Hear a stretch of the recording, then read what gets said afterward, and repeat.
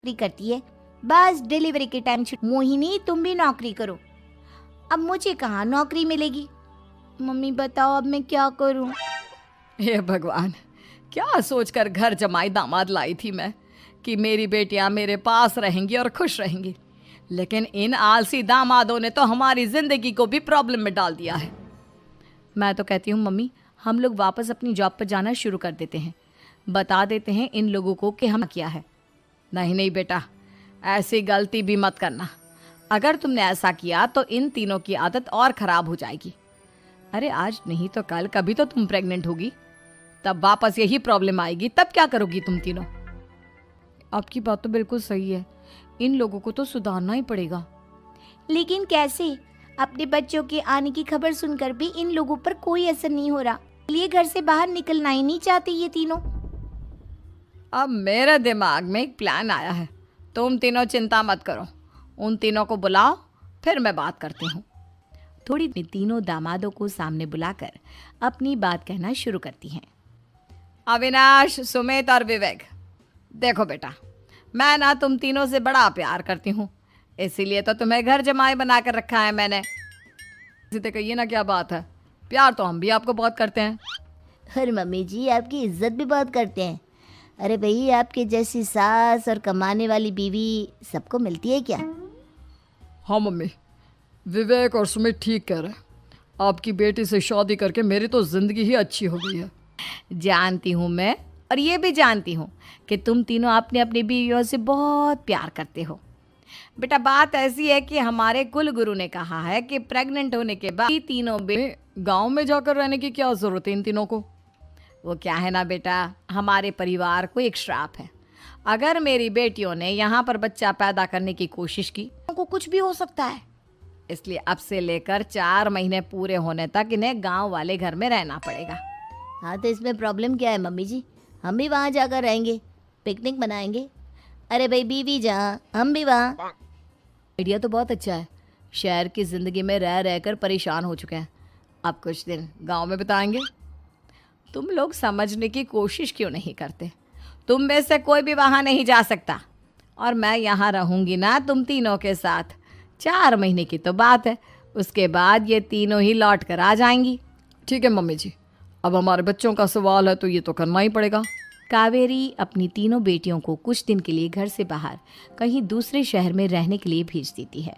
कुछ दिनों के बाद, जी बहुत दिन से पिज्ज़ा नहीं खाया, मंगवाइए ना। क्या बताऊं बेटा, पहले तो बेटियां खर्चा दे देती थी क्योंकि उनकी नौकरी थी, लेकिन अब तो मेरे पास पैसे ही नहीं बचे। थोड़े बहुत पैसे हैं जो बच्चों की डिलीवरी में काम आएंगे। लेकिन मम्मी जी, आपकी बेटियों को वापस आने में तो अभी बहुत वक्त बाकी है। वही सोच सोच कर परेशान हो रही हूँ। सोच रही हूँ कल से दूध देती हूँ, अब दूध वाले को देने के लिए पैसे भी तो नहीं है ना। अरे नहीं नहीं मम्मी जी, अगर दूध भी बंद करवा दोगी तो मुझे चाय कहाँ से मिलेगी? और चाय के बिना मैं तो मर ही जाऊंगा।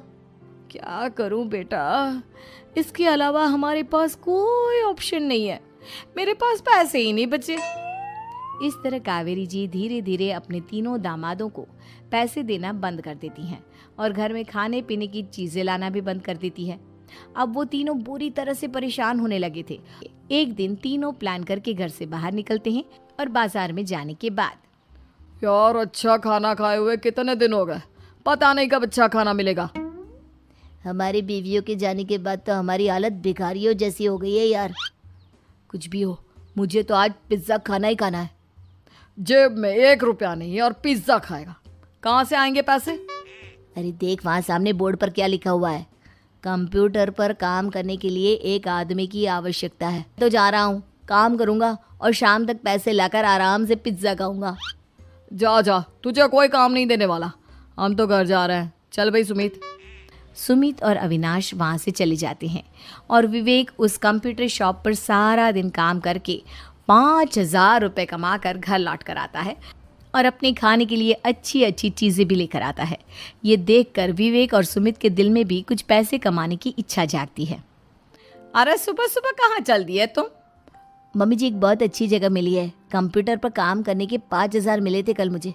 अगर रोज़ काम करूँगा तो पूरे 40,000 की तनख्वाह। अरे वाह, ये तो बहुत अच्छी बात है दामाद जी, आपको जाना ही चाहिए। सुमित और अविनाश विवेक को इस तरह तरक्की करते देखकर परेशान हो जाते हैं और वो दोनों भी काम की तलाश में निकल पड़ते हैं। धीरे धीरे उन दोनों को भी काम मिल जाता है। अब कावेरी के तीनों दामाद छोटी मोटी नौकरी करके अच्छा पैसा कमाने लगे थे। एक दिन कावेरी उन्हें अपने पास बुलाती है। अरे वाह, विवेक 40,000 कमा लेता है, अविनाश 60,000 और सुमित तुम भी 40,000 के आसपास कमा ही लेते हो। कुल मिलाकर तुम अच्छे खासे पैसे कमा रहे हो बेटा। बहुत मजा आता है जब महीने के एंड में मोटी रकम हाथ में आती है। पूछिए मत मम्मी जी, घर में रहकर रोटी बना बना कर और तो जैसा महसूस होने लगा था मुझे तो।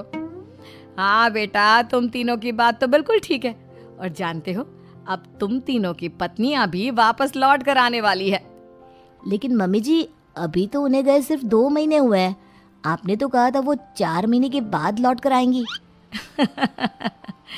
ऐसा कुछ नहीं है बेटा, मैं तीनों को सबक सिखाना चाहती थी कि आदमी घर में बैठकर बीवी की कमाई खाता हुआ अच्छा नहीं लगता।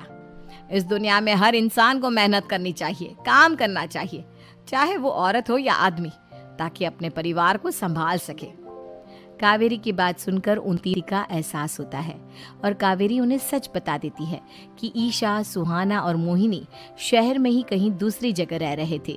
शाम के वक्त उन तीनों की पत्नियां लौट कर आ जाती है और कावेरी जी का परिवार एक खुशहाल परिवार की तरह रहने लगता है।